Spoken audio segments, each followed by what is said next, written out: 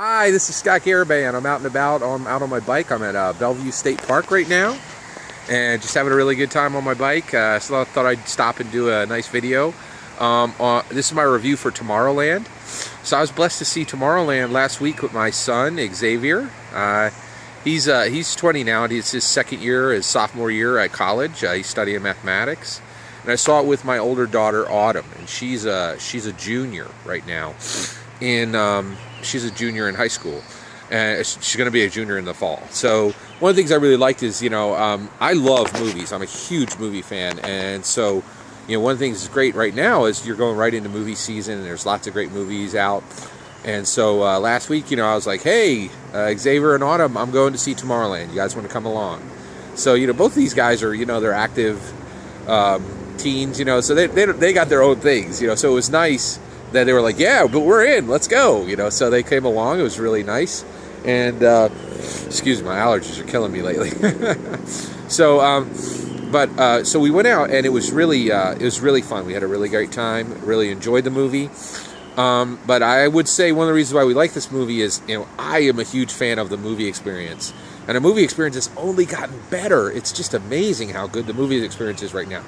Our theaters have those brand new seats. They're really super comfortable. They do a great job of just making sure that the theater is nice. And so, it's just a lazy summer day, and it's nighttime, so I can't ride. I often don't ride my bike at nighttime, so I'm like, yeah, we'll go to the movies.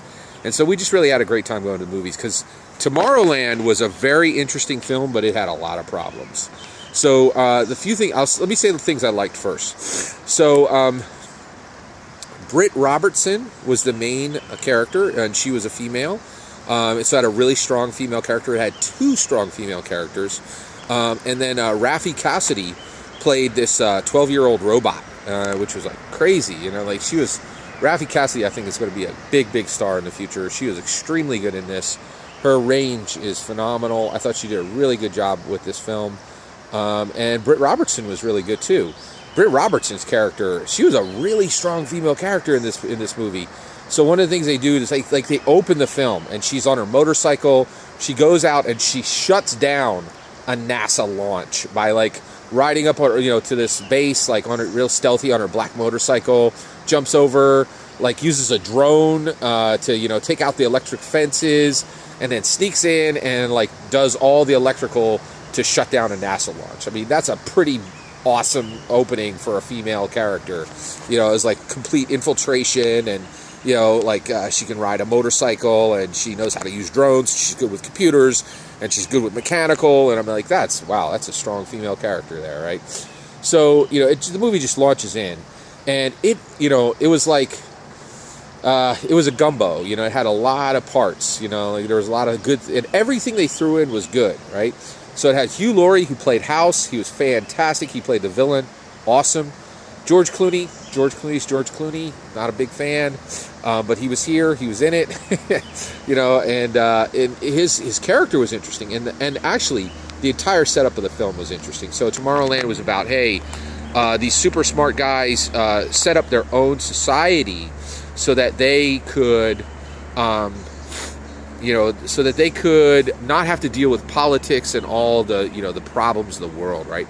So it was a really interesting concept, right? But even from that, you're like, they're setting up an elite society so they don't have to deal with the world, and then they can bring good things to the world. That's a super villain plot if I ever heard one. That sounds like, how's that different than a secret cabal? So right there, you're getting it. So the biggest issue is it was a Disney movie. It was a large corporate movie, and they're like, what about the future? What are we going to do with the future? And the reality is, there's just, a lot of these films, they just don't have it. When you get this much money behind them, and you have these large corporations behind them, it's hard for them to say something compelling, because they don't want to offend anybody. They want it to be safe and accessible. I get that, but, and that's the biggest problem this movie had, is it had all the right parts. It had fantastic acting, fantastic CGI, lots of action. Steak and ice cream are both great. When you put them on when you put ice cream on steak, it's not great. You know what I mean? And so all the parts were good, but the whole of the picture was not good. It had even more awesome cameos. It had a cameo from Key and Peele. I'm a big Key and Peele fan. That guy's really funny. He continues to get great work. Saw him a couple weeks ago in Pitch Perfect 2. That guy is a great actor, and I think he's going to continue to do great work. I'm really excited to see him and stuff. So, you know, one of the things that's really interesting about Tomorrowland is just like, now one of the things I was disappointed is I actually really kind of agree with one of the principles of the idea of Tomorrowland, which is let's solve the future with technology. Let's use technology to make our lives better.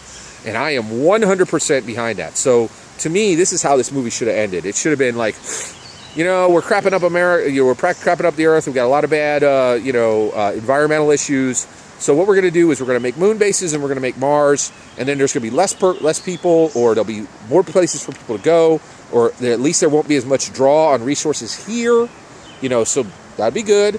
There's other, like, awesome, you know, really futuristic ideas that you could use. There's another one, like, that I've been reading about for years, which is take iron filings and drop them into the ocean, and it creates these huge algae skims that float along the top of the ocean, and they make fresh air. You know, so that, like, this movie, you know, they're talking about environmental problems, they're talking about the future, they're talking about technology. You got to jump into some of these crazy ideas that are floating around. So to me, I want, you know, 1,000-mile algae slicks, you know, in the middle of the ocean making fresh air. That air, you know, blows in off the ocean and gets rid of the smog. You know, that's really awesome ideas. You know, dig into some of that stuff. Another one is we as humans are incredibly powerful, right? We see all these huge weather problems, right? Start controlling the weather. Get out there. Start, you know, doing, you know, weather control type options. These are all great ideas they could have really explored.